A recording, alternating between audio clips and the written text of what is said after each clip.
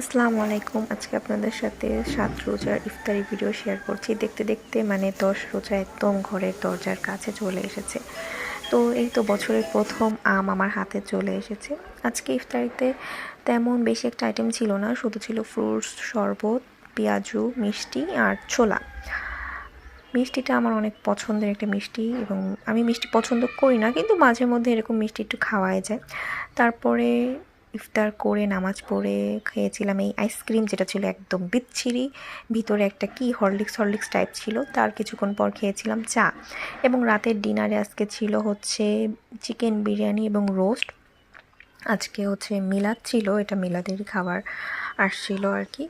তো এই ছিল। আর সেহরিতে ছিল ডিম ভুনা, যেটার আর কোনো ক্লিপ নেওয়া হয়নি আসলে, কোনো খাওয়া দাওয়ার প্রতি ইন্টারেস্ট নেই। পরেই তো রাতের খাওয়া দাওয়া শেষ করে একটা ভিডিও এডিটিং করে দেন সেহরিতে ওঠার জন্য ঘুমিয়ে গেলাম। আজকের ভিডিওটা এই পর্যন্ত।